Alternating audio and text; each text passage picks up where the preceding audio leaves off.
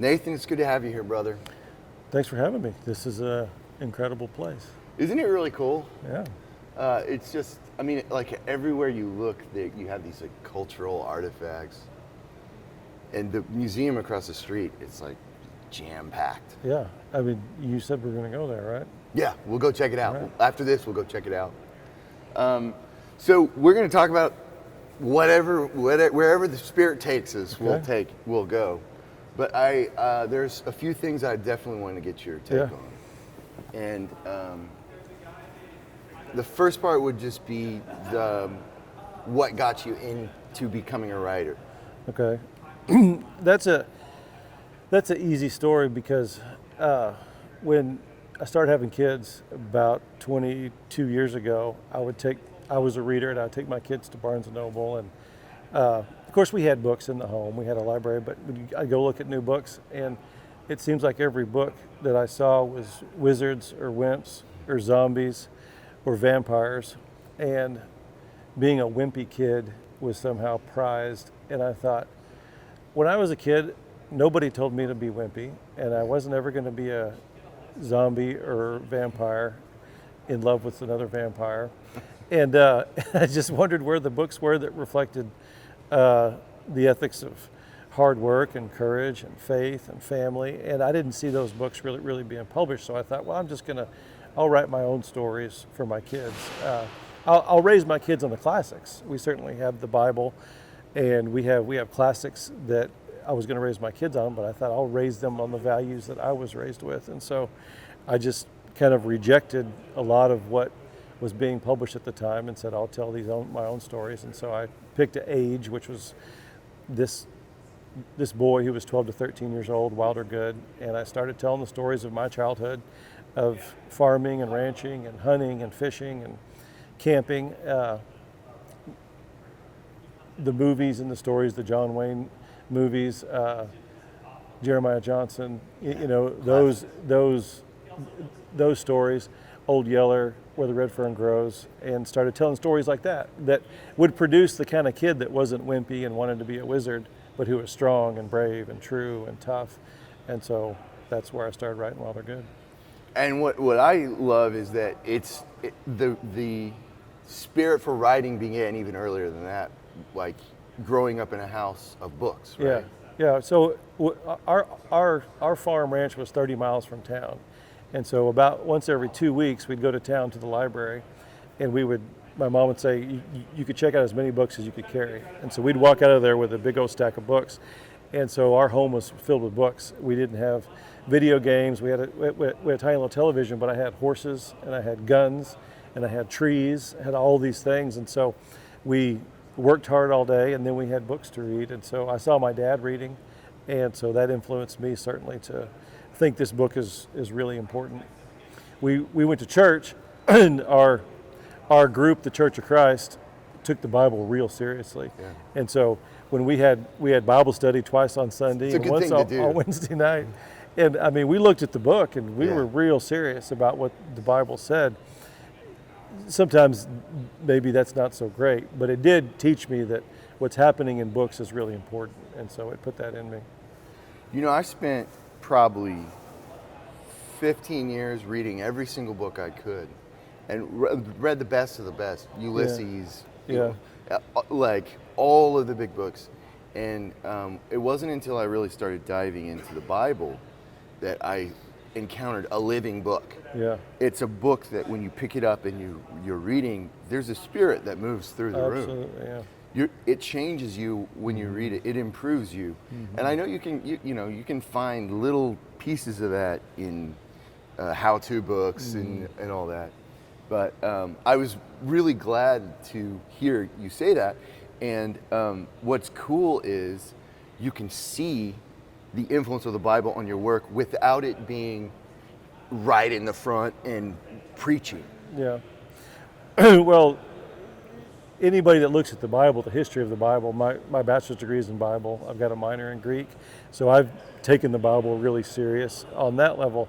And yeah, there's something different going on there. You know, the history of the Bible, and just in and of itself, anthropologically, is an anomaly. You mentioned Ulysses. I think those old Greek texts, we have at best 25 to 50% of those texts. But the New Testament, we have 98% of it for sure that was written 2,000 years ago. So just that doesn't make any sense. But absolutely, anybody that's a Christian believer would believe that book is very special, for sure. And then how that gets into my books, you can write books that are just for a very specific audience and probably sell to them, like people who like, I don't know, is Parliament, is that a band? Oh, yeah. You could write a book, The History of Parliament, and sell it just to Parliament fans, and you would probably sell some things. But if you wrote a book about, their role in rock and roll, you might sell more or appeal to more. And so when you sit down as a novelist, you are writing for an audience, and that's smart, but you want to tell a good story. Yeah. And if it's a good story, it's going to attract a whole lot of things, as opposed to just some tiny little group because you put a Christian altar call at the end or something. And so, yes, I hope the books succeed as good literature before they succeed as a Bible lesson, because I don't know that good storytelling starts out in that place. The Bible functions as a good story. There aren't many. The greatest story ever told. Many really good stories in the Bible. Mostly, the Bible is a collection of people doing train wreck things in their life. I mean, there's not many good families in the Bible. Yeah. The Bible wasn't written by Christians exactly. Yeah. It was written by people who had done some really, really bad, dumb, terrible things, and then they recorded it afterwards. Now, there's certainly the greatest story ever told of a perfect man, but it's not a collection of Hallmark classics. That's not what makes the Bible, and that doesn't necessarily make great literature. That to me is proof of its veracity. Yeah. The fact that it features weak men. Yeah. A lot of times weak men were the authors. Yeah. And somehow you can piece all these disconnected people into a story that is confirmed by each account. Yeah. Somehow it cross-references itself through 66 books. It's amazing. And written over a period of 3,000 years. Yeah. That doesn't make any sense. Oh, There's nobody doing that today. Here's a book written by, I think there's 39 different authors in the Bible, over 66 books, and written over 3,000 years. Yeah, it's an incredible thing. Do you have a favorite book? In the Bible, I guess it ebbs and flows. Yeah. Job's been pretty important to me. Job's great. In my life. Ecclesiastes has been pretty important to me. Just reading the straight dope of the Gospels. Yeah. Here's Jesus' life. What do you think of it? Regardless of history and church, just what do you think of this guy Jesus? Those are a well springing up, as Jesus said. Those are the words. I think the Gospel according to John is the finest piece of writing available to humans. Yeah, well, that's a high point. Yeah. I mean, there's humor in there. Yeah. There's like the history of humanity told in a really beautiful, creative way. Yeah, and of course John, sticks out completely from the four Gospels, and it's very unique, written by someone who said, "I'm the guy Jesus loved," and so. And I'm faster than Peter. It's very special. You're right. So from Barnes & Noble, Yeah. it's, to succeed as a writer, as a creative in general, you have to have these moments of inspiration along the way, and you have to have a little bit of, I don't want to call it luck, but for you and me, it's like we're being guided. Yeah. But tell me what followed after that, when you really started becoming a professional. So ever since I was a kid, I always said, I've got some books in me. I want to write books someday. And I love books and was reading. And so when I was about 20 years ago, I'm 58, I guess when I was more than, no, I'm not 58, I'm 48. When I was in my late 20s, I met a really famous author in Texas and all over the U.S., John Erickson, who writes Hank the Cowdog. And he was interested in me because I was young and dumb and I could rope his cows and I could ride his horses and I could do ranch work. But also, I was interested in him because he'd sold 10 million books at that time. Wow. and I certainly wanted to write. And so in our friendship that was forged in outdoors, sweating and castrating cattle and branding calves and all that, you know, we started talking about books, and he's an intellectual, and he's a man of faith, and he's been married to one woman his whole life and raised good kids. And I said at some point, you know, I want to write books too. And here's a guy that's been. So you were friends first. Yeah, we were. Okay. We were friends first and cowboying together. And at some point I said, yeah, I want to write books too. And here's a guy who went to Harvard, spent his whole life trying to write a good sentence, and succeeding and failing, and having really good things happen, and then having all the frustrations that a writer goes through. And I flippantly say this, and so his first comment was, "So are you writing?" And I said, "Well, no." so just the arrogance of youth. You think, I'll do something really great when I feel like it. Yeah. When you learn you'd get to do something really great after you've worked at it for 20 years. Yeah. Or 30 years. You know, if you see somebody on a high mountain, they didn't fall there. Yeah. They're on that high mountain because they walked there a little bit at a time. You know, we're in an age where we kind of think, if I'm funny enough and click the right link on YouTube, then I'm going to be real successful. But Glenn Beck didn't wake up yesterday and do this. Yeah. You know, he took a bunch of little bitty steps, and it took a long time. Yeah. And then eventually you get a little piece of success, and then you don't get to sit on your mountain. You keep taking steps. So anyway, so I said that to John, and he said, "Well, are you writing?" And I said, "No." And he's like, "Oh, well, then you're a fool. I'm not going to take you seriously." And so, but that's what a young artist needs. Yeah. Like, definitely. You don't get to say you're a writer because you say you're going to write a book someday. Yeah. And so, you know, the first thing he said, which is everybody says this, but he says, well, you've got to do it every day. You got to do it like it's a job, and you got to be ready to not get paid. Yeah, and so time.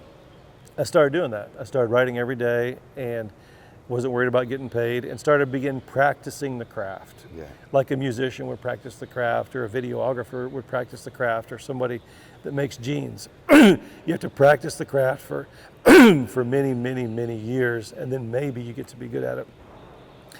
And so I did that, and I sent him my first piece, and I thought, I really thought he was going to say, here's a guy that sold 15 million books, has published at this point over 100 books. I thought he was going to say, I can't believe it. You've turned into Will Shakespeare and Yeah. and Ernest Hemingway. Oh, man. In one essay, you've accomplished what Western civilization has been looking for 500 years. Here's your medal. Congratulations. Yeah. Here's your medal. Pulitzer's calling. Here's Pulitzer. Here's $5 million. And what he said was, he said, well, your piece was good for a couple sentences, but then you took it out in the pasture and shot it between the eyes. Oh, man. And so Yeah. that was the greatest thing he could have said. Definitely. Because Definitely. the young artist, the young creative has to make a decision right there to say either you're an arrogant jerk that doesn't appreciate my genius, Yeah. so forget you, or the young artist says, I guess I better work harder. Yeah. I guess I need to spend 10,000 more hours at my craft. For sure. And so, you know, at that cross section, you either say everybody else is stupid, or you say, I need to spend another 10,000 hours. Yeah. And so luckily I said, I guess I'll go spend another 10,000 hours, because that guy knows what he's talking about. And so I write and wrote every morning for years and years and years and years. And as you know, you write a lot of absolute drivel garbage. Oh, definitely. But if you're not willing to write the garbage, you don't get to the good stuff. Yeah. And I'm not saying my stuff is the good stuff. It is good stuff. I've been able to do some things, and I'm very thankful for that. But it didn't happen overnight. You know, Yeah. I worked and I listened and I worked and I listened, and so eventually I'm starting to get to that level of my apprenticeship under a master. And so that's what I've been able to do, and that's why I've been able to do anything, is because I had a great master that would speak truth to me. And I guess I was willing to listen. That's the one thing I guess I did, is I was willing to listen and With humility mixed yeah, into it. and not be too arrogant about it. It's funny, because you and I connected immediately. Mm-hmm. And it's so cool to see kind of the reverse, like the affirmations of it, because that's what I had as well. Yeah. Where I wrote something and I was like, this is the most brilliant thing that's ever been written, and handed it over to somebody who knows a lot better, Yeah. who has a lot more experience, and they said, keep trying. I can see maybe that you might have something here. Yeah. And then my mantra from there forward was, nobody cares. Yeah. But when they did, it was such a beautiful experience for me. Yeah. And obviously my girlfriend, now wife, cares. My friends care. And Yeah. anybody who's like wants to pay attention Yeah. will try and help me because they see I need help. Yeah. But yeah, it's funny. There's almost, like you said, there is kind of a universal aspect to that experience. Well, you say universal aspect. I'm not into kung fu movies. I'm not against kung fu movies, but there is a line I saw in a kung fu movie once that said, when the apprentice is ready, the master will appear. And so what I think that means is when you're ready to learn, there's a lot of smart people in life that want to help you. Yeah. But there's few people that really want to learn, Yeah. that are willing to, and that master-apprentice relationship, I mean, that's way before university. Yeah. And bachelor's degrees and master's degrees in human history. That's how people always learn things. Is you were an apprentice and you said, I'm willing to be an empty cup if you'll pour some of your knowledge into me. And so that's really how humanity has learned, whether we were on some other continent or some other age. You find a master and you have an apprentice, and that apprentice has the right attitude, and the master begins pouring in that wisdom. And so certainly writing is that way. You can learn writing at a university, I guess, but you're probably better off to try to find a master who will let you sit at their feet. Yeah. And I was lucky to do that. I say this all the time, any praise my books get, any award they get, I don't point to me, I point to that guy taught me. Yeah. So I'm just a reflection. The Bible says the son can only do what he sees the father doing. Yeah. And that's very true for the master apprentice relationship. And so I've been fortunate. I was given a really great master to learn under.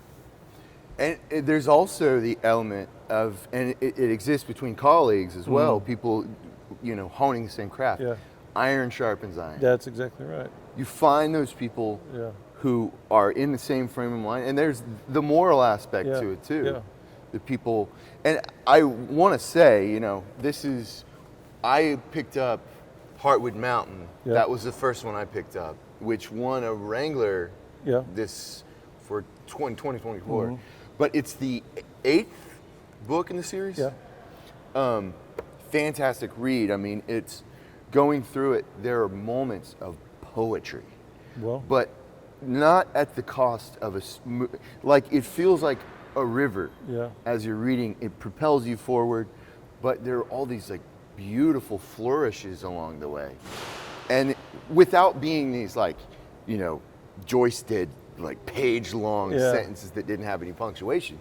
There's a lot of order here. Yeah. It's very impressive writing. The other aspect that really I love is that you are truly an outdoorsman. Well, everything in those books, I could tell you the real story. The novelist is able to grab bits and pieces here and put them together. But in Cowboyhood, there's a scene where Wilder is using the outhouse at a ranch, and he pulls his pants down, and he hears a rattlesnake buzz in the hole, which is a very vulnerable moment, but it's also a really funny moment. And that happened to us at our ranch 4 or 5 years ago, and so that's not outdoor adventure, but it's certainly I would call that outdoor adventure. It's outdoor adventure. But yeah, so I've been very fortunate. I grew up in a family. We've had land.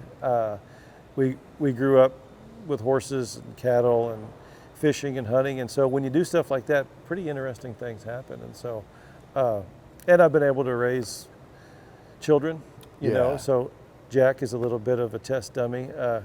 He's there for all these things, and so, I've been very fortunate. So yeah, I mean, they're a reflection of my life for sure. This is on Cowboyhood. This is my old horse, Fancy, who died last year. She was 28 years old, and that's my son Jack in his underwear. Good job, buddy. That's so we took some photographs to send to the artist to base the illustrations on and stuff. So anyway, so yeah, those are right out of my life. You said Fancy? Fancy, yes, sir. Is that who you dedicated this book to? Yes, yeah, Okay. it's dedicated. I was going to ask about that. That book's yeah. dedicated to my horse. And then that's not hokey cowboy folklore. I had her for 28 years. Yeah. So I had her longer than I've had my wife. I've been married for 26 years, and I had Fancy for 28. And I'm going to look for Fancy in heaven. And Yeah. I'm not a pet worshiper, Yeah. but she was a special gift, and so. Jimmy Stewart had that too. He had the same horse through all his westerns. He did? Yeah. Close to 28. I think it was like 25, 26. Oh, I didn't know that. Which, speaking of Jimmy Stewart, one of our first connections was one of the best movies of all time. Oh, absolutely. The week that I was supposed to come interview you, but my whole family got sick, I released a Wednesday Western that was Liberty Valance, Yeah. which is a special film to you, right? Yeah. Well, it's a special film in the sense it's a description of all of culture. Yeah. So you need the rough man to come into rough wilderness and get it ready for the politicians and the laws. Yeah. And there's no divorce of that. You know, we all want to live in a society of laws that make sense, and we can go home and rest at night without sleeping with our hand on a gun. Yeah. But before Unless you want to. unless we just want to, but we don't get to do that Yeah. until the rough men have come in and pacified whatever is going on planet Earth, whether it's people or animals or thunder and lightning. You know, you have to have that happen. And so that movie tells that story. The John Wayne character, Tom Donovan, he's the rough man that's rejectable in many ways, but he's the only guy that can stand up to this ruffian, this brigand. It's not going to be Jimmy Stewart, who's the polished, educated man who wants to be the politician. And I think that's a very important thing to remember in culture. Is that the military? Is that the police? I don't know, on some level, but we have to have, both of those things have to, you know, you don't get to have a government if you don't have the police and the military. You know, that has to come first. We had to whip the British first. Yeah. Before we could have government, you know, and so that movie speaks to that in I think very specific terms. And of course, Jimmy Stewart shows up and he's the smooth-handed politician. He gets the girl. Yeah. He steals the girl. He steals the girl. He gets to have all the rewards. But our heart is always with John Wayne. Yeah. Is with the cowboy who did the rough deeds that needed to be done. Including the most important thing of all, and he didn't get credit for it. Oh yeah, and actually shooting the bad guy. Yeah. Yeah, A very bad guy. Yeah, that's Lee true. Marvin as a brilliant villain. Somebody may write in and who's a World War II historian and fight with me over this point, but we think about a guy like Patton.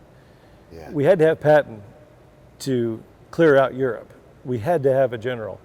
Yeah. But then what Patton wanted to do was go on into Russia and do everything else. And, you know, people debate, you know, what happened to Patton, but he could never be in government probably. Yeah. You know, so it's not to say we hate all the politicians because they're. He's the Tom Donovan that wouldn't be a good senator. He's the Tom Donovan that wouldn't be a good senator, but we still had to have him. Yeah. And so how you make those two things shake hands in civilization is a really hard thing. The Romans struggled with the same thing. Can you have a general as Caesar, or does it have to be a politician? And there's weaknesses and strengths to both those. We're struggling with that in America right now. Yeah. You know, who can we have as our CEO? The rough man or the politician? Yeah. You know, without naming names, the man who shot Liberty Valance is the question we're facing as a nation in our next, or we have been facing in the last couple elections. You know, so anyway, yeah, I think it's a brilliant movie. You should start ghostwriting my Wednesday Westerns, because that commentary was brilliant on the movie. Is Liberty Valance your favorite Western? Well, no. My favorite Western is Lonesome Dove. Oh man. So yes. So you know there are Larry a few McMurry. there are a few things where the novel, you know, people say, well, the movie's not as good as the book. Well, obviously, it's like comparing apples to oranges. They're different things. Especially that book. But there are some books and films that they're both phenomenal. Yeah. And so Lonesome Dove is a tremendous book. And then, of course, the film is, I don't think there's really ever been anything like it. McMurry was, he's one of our Texas heroes, and I give him respect, but he was a really weird guy who didn't like people, and he didn't like his audience, and I don't know that he liked himself. No. Which would make him a classic author in some ways. Yeah. But the book is great, and the film is unbelievable. I do a writers, like a just gathering of writers in Archer City. We used to do it every year. Every really? Summer. Yeah. How long have you done that? 10 years. So you were there when McMurry was alive, and he had all the French bookstores around the whole square. Yes, those bookstores are fantastic. Well, yeah. I mean, and you must know the whole story to all that, Yes. He resented Archer City his whole life because they didn't have a library as a kid. And so when he got rich, he crammed it down everybody's throat that you're going to like books and you're going to have an entire drugstore full of French fiction in Archer City, which, was just the quirky kind of crazy guy he was. You know what's funny? Like the people of Archer City are very literary minded, independent of Larry McMurry. Well, that's some of the judgmentalism when yeah. a country kid who wasn't good at being a cowboy goes off to college and thinks everybody in my small town is an ignorant hick. Yeah. You really don't understand your small town very well. But anyway, I think that's what he wanted to say, both in his writing and a lot of what he said after that. I mean, his first two novels were all about how his small town was a bunch of ignorant, inbred hicks. HUD and The Last Picture Show. He spent a lot of time really trying to run down Archer City. So the flashing stoplight from Last Picture Show? The hotel we all hold the conference at, I say conference, but it's like 15 of us. This is you and your buddies? Yeah. Or it's something my you mentors. sell? Okay. Yeah.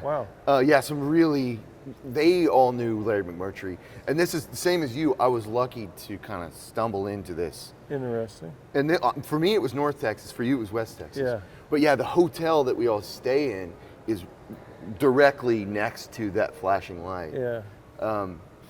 But going back to what you're saying, Larry McMurry, from what I understand, was very much a mama's boy who watched the Cowboys. Yeah. Who heard the stories. Well, yes, and I have some compassion on that. So I think he's from 3 generations of cowboys, and he had about, I think, 6 uncles. Huh. And in West Texas, in the wrong circumstances, cowboys can be hard, mean, tough people. Yeah. I mean, it's a tough land, it's a tough job, and it can really weed out the people that aren't built for that lifestyle.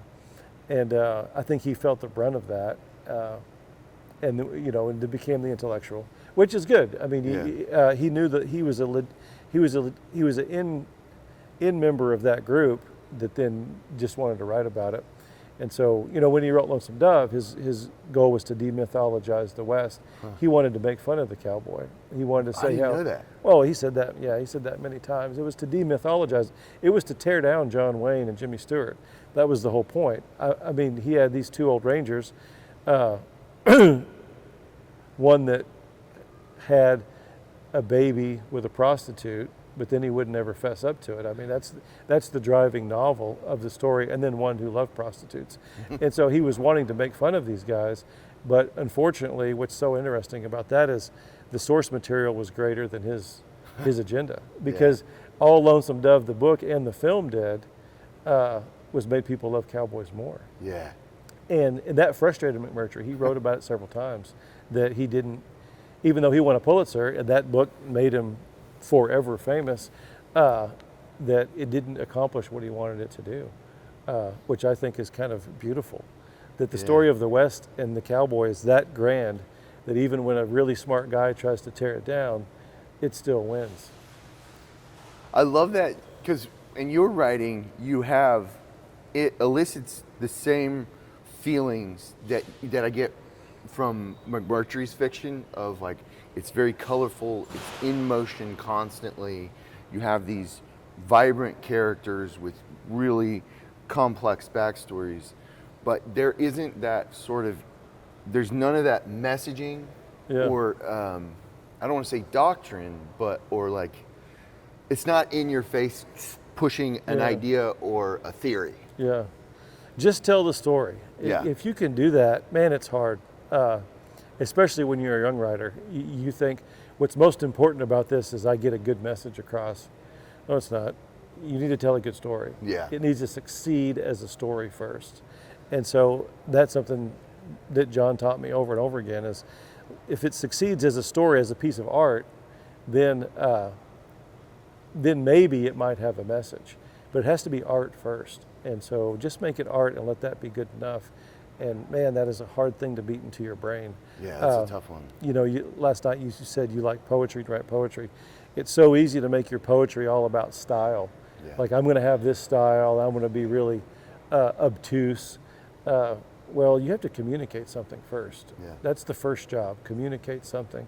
And if you'll do that, style will emerge, tone will emerge, but just communicate something, just tell me something. It has to function as language. That's your very first job. In there is a desk with a buffalo skull on it. Okay, that wasn't great, but I did give you something. Yeah. I gave you a desk and a buffalo skull. So you can begin to work with that. You can't start with saying, the white death hangs on the planed timber. Yeah. You know, you may think you're doing something, but you ain't doing anything. Yeah. Just tell me on the desk there was a buffalo skull, and then we can begin to tell a story. And that's true for poetry too.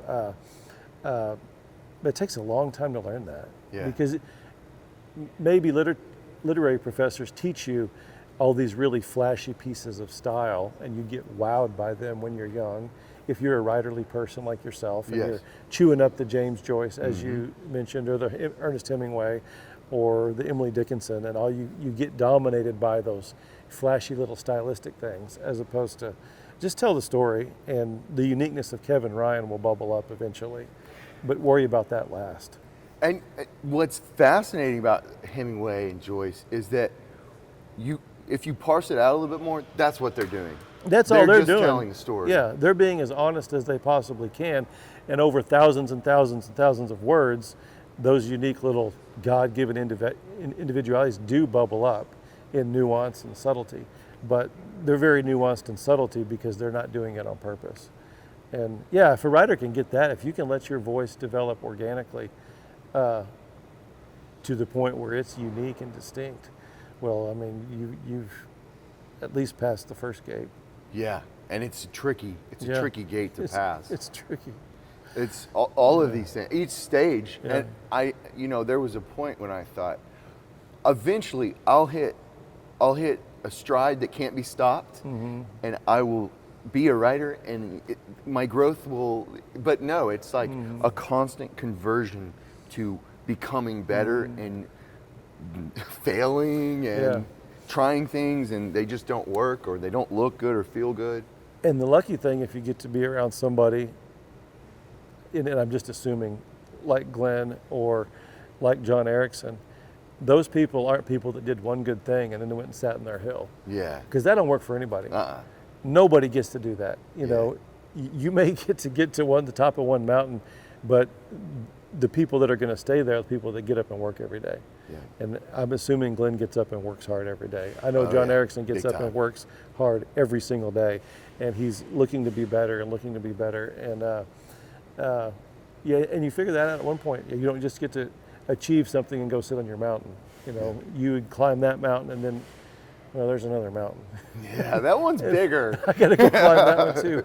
But you know, and that becomes the meaningful life. That you take up your cross and you carry it as an artist, as a writer, as a small business owner, whatever it is. You know. So I like what you just did there, where you blended the idea that this pursuit, and it can be any professional pursuit. Yeah. It involves the sort of agony of carrying your cross and the dignity to do it. But there's also this sort of Socratic idea that, or the idea of from Aristotle, that you need to pursue the meaningful life as well. Well, yeah, I mean, that's what the Greeks were first asking. What is the good life? What is the meaningful life? They figured out some pretty good truth on their own. There's a lot of theories of, did they have the Torah? Did they have that text? And of course, we know the Romans had it, and along comes Jesus, and he tells us what that is, and that's what it is to pick up that cross and say, I've got to face something, but I want to face it with a smile, and I want to do the best I can when I look back at it. And so, yeah, that's what we're all trying to do. I see that in what I consider to be probably the most joyful book in the Bible, which is the Acts of the Apostles. Yeah. Which is like, I mean, there are like, people get stoned, people get beheaded, and Paul, I mean, it ends with Paul facing doom, but there's a certain excitement, there's a joy to it that characterizes everything that you just said. Yeah, when the Holy Spirit began to run the show, one of the strangest scriptures in the Bible that I really will never understand, well, maybe hopefully I understand it someday, is Christ said, it's better that I leave and the Holy Spirit show up. Huh. What is that supposed to mean? If our confession is true that we believe you are the Son of God, the sinless, the one the whole world has been waiting for, and then you say it's better the Holy Spirit show up, and then so that happens, Christ leaves and the Holy Spirit shows up, and that's what runs the show in Acts. Yeah. Acts is the acts of the Holy Spirit. It's not the apostles. Those guys are a bunch of goobers, like you and I would be. Absolutely. But if we're lucky. Yeah, if we're lucky to be Holy Spirit. But yeah, so that certainly is true, is the Holy Spirit is enacting something really, really amazing. And, I bet if you look at your life and I look at my life, the really great moments we've had when we came through, I believe that was the Holy Spirit working in us. That absolutely most of Nathan Dahlstrom is selfishness and resentment and small-mindedness and stupidity, and I would assume you have stories like that. Oh, definitely. But the times that I'm excited about something that happened in my life, or maybe I did something good, I think there was something else going on there. Yeah. And that's exciting when I can turn me off and the Holy Spirit can work through me, and that's the excitement of Acts, I guess. I would agree. Anytime I look away from Christ, I fail. Yeah.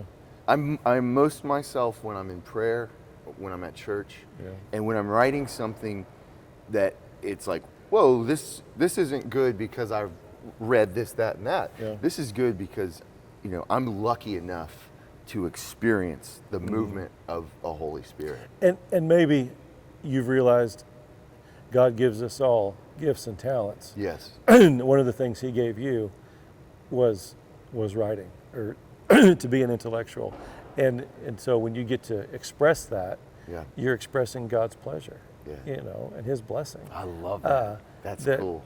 That I'm in God's will. Yeah. What I'm doing is imperfect, but I feel like it's God's will. Yeah. And if you can touch that in your life, I mean, hard times are coming. Oh yeah. Cancer and car wreck. Yep. And Alzheimer's, they're coming. But when those things happen, if you can look back in your life and say, at least a couple times I felt like I was in God's will, that I met, it's the idea of vocation, that God put us all here for something. And if you can hit that a couple times, man, that gets you through the hard times into the next life. Yeah, and it just remembering what John told us, that the darkness can never overcome the light. Yeah. And even when you are struck by the tragedies of life, just remembering, like, I am a child of light, and the darkness will not conquer me or overcome me. Yeah. So we've gone through craft, I think, from our professional angle. Yeah. What do you say to, a 10-year-old, 11, 13, and on up, Yeah. who's reading your books and says, "This inspires me to become a writer"? What guidance would you give them? Well, the first thing is you got to live life. You know, Yeah. too many people go get graduate degrees and write their serious poetry and write their great American novel. And what have they done? They've been to university. Yeah. and they've read a lot of books. And that's good. But you haven't lived any life. You know, you don't know how to deep sea dive or fight fires in Montana or fix race cars on the Indy circuit or Cowboy. You know, you need to go and learn something that you can add to the conversation. We don't need any more angsty, broody, you're mad at your parents and you're mad at your government. You know, we don't need any more of that. But you got to go and live life. It takes a long time. Write the whole time, but you got to go live life. So grab your stories by being an active participant in life, not on Facebook, not on Instagram. That's not where your life is happening. But number two is you just got to write every day. You know, read lots of books and, you know, find a way to write every day. You've got to do it as a hobby if you want someone to pay you as a life. Yeah. So do it as a hobby for no money, and then someday somebody may pay you $10 for a story. Yeah. And then they may pay you $100, but you got to be willing to do it for a long time. The path of the artist, and then learning how to monetize that art, I mean, is astronomically impossible. Yes. But it does happen. Yeah. And it's a worthy thing, but you've got to start out knowing I'm doing this because I love it. I'm writing because I have to. I'm painting because I have to. I'm writing poetry because I have to. And I want to be good at it, but I'm willing to do that for a very long time while I perfect the craft for somebody to possibly someday pay me some money for it. So. And a lot of people drop out on a lot of people that you write alongside, and that's not to disparage their personal journeys. And that's okay. Yeah. I have people, you know, I do some consulting and not really editing, but consulting on manuscripts. And people write me all the time and say, I've written my dad's World War II stories. And I say, fantastic. Yeah. You just did the greatest thing you could possibly do for your family, is to get your dad to tell his World War II stories so his great, great, great grandkids will have that manuscript. Well, can I get them published? Probably not, but who cares? Yeah. You know, there's a lot of really famous people that did get to publish their World War II stories. You probably aren't going to be one of those people, but so what? Writing the Logos is a time machine. You know, is it okay if you make a time machine for your great-great-grandparents or grandkids? Absolutely. Make that time machine and make it as beautiful and as good as possible. Don't worry about getting it published. And I don't go around just discouraging people from publishing, but that's not the only purpose of writing. You know, we have the Logos, which is Jesus, and then we have also the written word, the Rhema, and that's something that polar bear can't do. You know, that's one of the things that distinguishes us from the animals. We can write, we can invent language, and we can articulate our thoughts and ideas, and we can become time machines. His granddad will never know he'll never know what his granddad ever did, you know, and no animal will ever, but we're different than that. We're we're created in the image of God, and we can write stories down, and we can pass on wisdom, we can pass on knowledge. And so I certainly encourage people to do that all the time, regardless if it's connected to a paycheck or publishing. So part of that for you specifically, and this is part of what makes your writing not only enjoyable but unique, is that you are telling stories that need to be told. You're offering the story of America in many ways that is increasingly difficult to find, especially in this genre. Well, yeah. And that's not even necessarily political. Yeah. The story of America, you might, I don't know. That, of course, that would be a long discussion, what we would mean by that. But if it's the story of of hard work and outdoor exploration and family commitment, then I want to tell those stories. I don't know that a lot of people are telling those stories in that way. Our founding fathers, they had this idea, e pluribus unum, which was out of many, one. and publishing today is saying out of one, many. We're doing the opposite. Yeah. We've got all these little groups that you need to stick yourself in and identify with, and that makes us incredibly weak, as opposed to e pluribus unum, out of many, one. And so maybe in that sense, my books aren't trying to separate anybody. We're not calling anybody a racist in my books, or saying you shouldn't like your granddad or your church, or we're trying to pull people together, I guess, with the common struggle, which can be in the outdoors, which can be amongst friendships. And you have troubled characters. I mean, there's tension. Yeah. There's a lot of growth. Two of the books, I spent a large part of my life working with troubled kids at boys' ranches and children's homes in several places, and then I felt like my life's mission from God was to start a boys' ranch called Whetstone Boys Ranch, and I spent 15 years working on that, and two of my best friends are running that boys' ranch in Missouri now. But so there's a foster kid in two of these books, and so the books are articulating his story. What's it like to be a foster kid in America, to have had 10 different foster family placements? Those are the kids I worked with for a long time, and so sometimes literature can tell the stories of those people.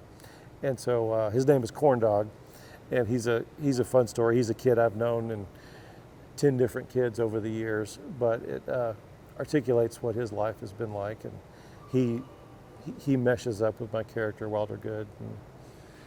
So I would love to talk more about Wilder Good.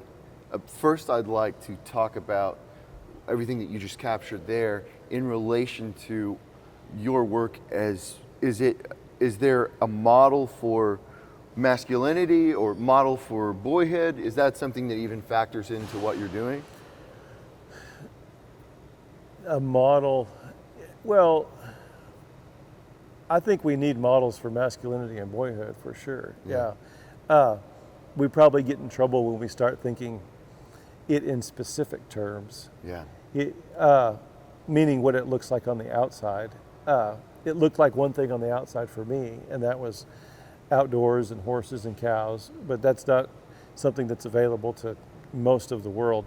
But I think the hero, the model, we can see that projected in one physical description, but we can find ourselves, whether we're, in a fishing village in the Philippines, or somewhere in South America, or we're in Cincinnati, Ohio, that we can find that in an image. And I'll say this: America's great gift to literature is the Western. Yeah. The Brits gave us Shakespeare. They gave us the eloquent, poetic play about kings and queens. America was never going to do that. We couldn't give that to anybody. Yeah. But certainly we were able to do that. Well, what did America give to literature? We have the Western. You put this one guy in the middle of this crazy wild landscape, and can he survive? And when he's trying to do that, does he turn evil or good? That's what every John Wayne movie is about. That's what every Western is about, is I'm against impossible odds in the outdoors. What type of character is this going to bubble up in me? And so in that sense, these are all Westerns. These books take place in the West, and you would define a Western as a story where the landscape is a character. The landscape is moving the action. The searchers could only happen in the West. Yes. You could have a different searchers in New York City, I guess, but it would be a much different novel.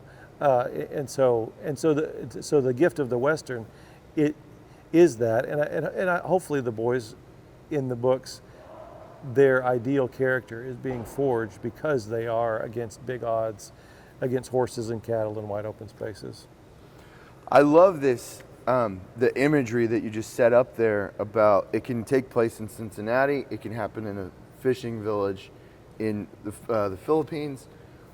The other part of it to me that is so captivating, and we've said this in a million different ways, but it's so important, is this overlap that you have and offer where seek beauty, there's beauty, there's poetry, and there's also being able to survive in the most brutal aspects of nature. Yeah. You talked about the ultimate man. I guess anybody that's thought about what kind of man you are and what you're becoming has thought, look for ideals for that. That's what we do with heroes or films or whatever. And we probably have all had that moment. I think the ideal man is someone, I actually have a little deal I'll give you that I've written on that. That I wrote for these boys at Whetstone in Missouri at this boys ranch. Those kids need models, and so I've been collecting, what does that ideal man look like all these years? And there's something to do with the Teddy Roosevelt, with the Winston Churchill, that you had these rough men on the exterior that could hunt and fish and handle weapons and kill you if need be, but yet they were also men of art and writing and learning and literature and spirituality. And so there's this mix of the inner man and the outer man that I think is really good. You could be the pasty-handed professor that just spends all day in stacks of books reading and reading and reading, but you put him in the wilderness and he's going to be dead in an hour. And then you could have the absolute savage that could wrestle a grizzly bear and break 10 horses, but would be illiterate. That neither one of those would be the ideal, but this ideal would be a King David, the warrior poet. We've talked about that in culture for many years. So there's something there that, yes, I've personally thought about as you look to ideals. Jesus Christ is, the ultimate man who is... It's a pretty good model. Who is a man of letters, the ultimate intellectual, but you know what his vocation was? Yeah. He was a carpenter. He dealt with big chunks of wood in the first century. You know how long it take to make a board out of a tree in the first century without power tools? Huh. I bet a long time. Oh yeah. I bet weeks. To make that board that a power tool will make in a very short time. And so he was a man that knew wood. And then who did Jesus hang out with? Rough, burly, semi-literate fishermen. Huh. He didn't hang out as his best friends, the priests and rabbis. Yeah. He hung out with guys like us who had black fingernails and scarred hands, and probably said some cuss words, and were sunburned and had crow's feet. And so we certainly see that in Christ as the ideal man. He developed the inside, and he certainly developed the outside. So anyway, I think that happens in the outdoors. That helps that. And that dynamic is, I feel like you see it very clearly in John 8 and the adulterous woman. Yeah. And then you get to see the Pharisees really starting to ramp up. And then that's the passage I want to get your opinion on this. What do you think he was writing? Yeah. There's no way to know. Yeah. I've never developed a good opinion to that. Yeah. He was writing their sins, He was doodling. Yeah. It'd be nice. That'll be one of the best questions. But that would be nice to know. It'd be nice to know. That's a key passage in today's world. If somebody is doing wrong, and somebody says we need to go talk to that person about doing wrong, it's easy to say, "Well, who am I to speak? I've done wrong too." Yeah. And that is a good point. Because Jesus has said, "Take the plank out of your own eye before you get the speck in your brother's." And that's a good point. But then he did also turn to the woman and said, "Go your way and sin no more." After they left, and that so, were his parting words with her. And so those are really important things to remember as we deal with our brothers, as we deal with ourselves. Is, just because you're not perfect doesn't mean everybody else, or you need to give yourself a free pass. You're still your responsibility to go your way and sin no more. And Jesus had some teeth. For sure. And the what's so fascinating about John 8 is it ends with the Pharisees throwing stones at Jesus. Mm-hmm. So it's like, okay, they didn't get the message. Yeah. They're throwing it at the one person who cannot have stones thrown at him based on the criteria that they just set up. Yeah. Yeah. So, tell me about Wild or Good as a character, as a philosophy as well. Is that an accurate description? Well, so we have, I have these little stickers that go with the series, and so the motto is "Be Wilder." I love that. So man. the idea, I'll throw this on the screen. the idea of "Be Wilder" is there's a good kind of wild and a bad kind of wild. Okay. And the bad kind of wild is, when your 2-year-old and your 4-year-old are getting to the M&Ms and they're throwing them at each other and get the crayons and write on the wall, and you guys say, stop being wild, because that's bad, and that leads to chaos. Yeah. And that's certainly true. But Thoreau said, in wildness is the preservation of the world. And so the flip side is when you go into wilderness, the wildest place that could be, that's the closest to what God made. It's the closest to the Garden of Eden. Yeah. And so you say, well, wild isn't bad. Jesus was wild. Where did he go when he was stressed out? Whenever he needed to pray, he went into the wilderness. Yeah. That's over and over in the Gospels. And so, And even when he was tested. yeah, In he the was desert. in the wilderness. And so there's a good kind of wild and a bad kind of wild, and the good kind of wild is where we get renewed. Yeah. Go and be that wild man that's dangerous. Christianity can get dumbed down to we're all just real nice youth pastors. Yeah. And it's like we're just friends and we're going to hang out and be buddies. Well, that's not Christianity at all. Yeah. That's not who Jesus was at all. That's not who the apostles were at all. They were dangerous, wild men.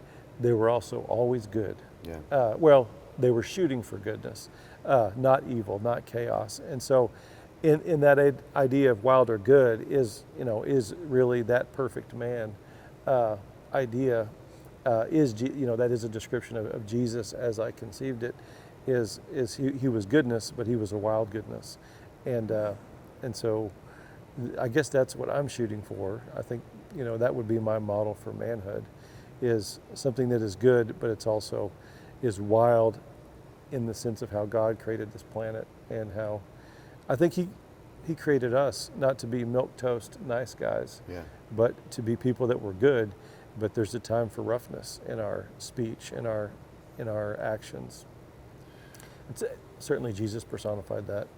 I like that there is a way to arrive at order Yeah. through wildness. Well, that's a It's very, paradoxical. very difficult concept. But Yeah. yes, so one of the things Jack and I talk about when we go hunting, we always say when we're driving to the ranch, we say, I wonder what's going to happen this time. Oh, that's great. Because whenever you go into nature, into wildness, Yeah. I mean, anything can happen. When you drive into the city, granted, some crazy things can happen, but we have lines and we have rules for every single square inch of DFW. Yeah. Where you get in the wilderness, and you don't have any of those, so crazy things can happen. That being said, you pull back from the macro, and there's only so many things that can happen with the lizards and the mountain lions and the wild pigs and the deer.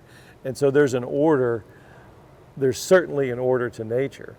On the micro, I mean, it's crazy and absurd the kind of things that can happen in nature that are inspirational and interesting, but there's an order to everything that's been made. And, like that polar bear, he could show up and rip your face off. He probably would. Or he probably I would. couldn't put up much of a fight. Yeah. But he might not. You might get to watch him eat a seal. But there's still going to be an order to polar bears always being polar bears, and the cold always being the cold. But you have this wildness that can happen, and man, that's intoxicating. The outdoors, it's something that the urban life just can't give you. Yeah. The other thing that we've talked about is I think the difference between do not judge and it's okay to have discernment. So being judgmental versus having discernment. Yeah. And I think that is something that gets overlooked in this sort of I don't know, softball or t-ball version of Yeah. Christianity that pervades? I talk to parents all the time and make recommendations to them, and they say, well, I can't force my kids to go to church, or I can't take away their video games or something. And I say, who told you it was wrong to have boundaries? Because boundaries is actually what parenting is. Yeah. The opposite of not parenting means there's no boundaries. Yeah. And that leads to chaos every single time. And so a lot of people, maybe Christianity, parents today have this idea that no boundaries is somehow the right answer. And that's never been true. Of course I have to have discernment. Yeah. My 1-year-old, when I had 1-year-olds, if they got under the kitchen sink, they would want to drink the bottle of bleach. And if I took it away from them, they would cry. Yeah. So, well, I clearly have to have discernment and Yeah, make you can't- judgments my bad. about Here's some bleach. what is in the bleach. And so that's the job of parenting. And it's Yeah. bewildering to me that people want to be more their friend to their kid than actually the parent. But you don't get to be your kid's friend. Yeah. Maybe when they're 25 or 26, and there's some really good things there. My dad and I are wonderful friends. But when you're raising them, you have a responsibility to set boundaries and keep those up. And why we've been tricked into apologizing for that as a culture is beyond me. But absolutely, no, we don't apologize for that. And that's our job. What you learn with kids, I know your kids are 2 and 4. Yeah. Kids are very, very bad at articulating the good things you've done for them Yeah. Huh. until they hit 28. Okay. That's 29. That's the, okay. I mean, I'll it's keep a that in mind. long time. Yeah. But trust me, when you're doing good things for them, it's soaking in. Yeah. It's making a huge difference. And working with Boys Ranch kids all these years, kids in the street in New York City from the worst backgrounds ever, those kids don't have the prefrontal formations to articulate, man, what you did for me just saved my life. Thank you. They can't tell you that for 10 years. Yeah. It doesn't mean you quit. Yeah. As a parent, you keep putting out the good stuff, not because you're getting good feedback, because it's your job to put out the good stuff. And you keep doing that for a long time. The short term, you don't get the big payback, but the long term is there. Books and literature and society has delivered that information to us. So you and I could spend hours and hours and hours. We have to wrap up, unfortunately. And I think over the years, we are going to spend hours and hours talking about a lot of these ideas. Is there anything I should ask that I didn't ask, or anything that? No, it's been great. You've hit all the big things. You know, we're trying to make good stories. A story should nourish. Yeah. Oh, I love that. You know, if you eat a delicious meal that has all the different pieces and was put together with love, prepared properly, you walk away and you are better after that. Yeah. And so stories should do that same thing. They should never damage us. If somebody is selling bad meals that damage people, they should go out of business. Yeah. That's not necessarily true today. People are making jagged art and selling jagged art. What I'd like to do is make nourishing meals for children that make them better when they leave. They entertain as art, and then hopefully there's some subtle, nuanced themes that arise about masculinity, about femininity, about what it looks like to be a man. How do I interface with the world? Hopefully all those things happen, and it's nourishing. Children's literature particularly should be nourishing. Because a children's book, as you know, you probably had a favorite book as a kid. Yep. You read that 5 or 6 times. Yeah. It becomes a piece of who you are. For sure. The way Robinson Crusoe became a piece of me, and some Louis L'Amour novels became a piece of me. And so we should be very careful what we put into children's books. Yeah. And what goes in young developing minds. So hopefully that's what I'm trying to do. Where should people start with your work? Well, they can really start anywhere. The first book is the shortest book, and so they could That's start Elk there. Hunt. The Elk Hunt. The Elk Hunt. But it really doesn't matter. you know, it's your money, and if you want more reading, then get one of the later books. They're a little bit longer, but they're all nourishing for your children, and a lot of adults read them. It's not written in dumbed down language. Not at all. Some middle grade is, you know, there's a set vocabulary the editor kind of forces you to work with, and these books I use big words and big ideas. They're just not 350 pages like an adult novel would be. Nathan, it's a pleasure, my brother. Thanks, man. It's been Thanks great. for having me. This was great.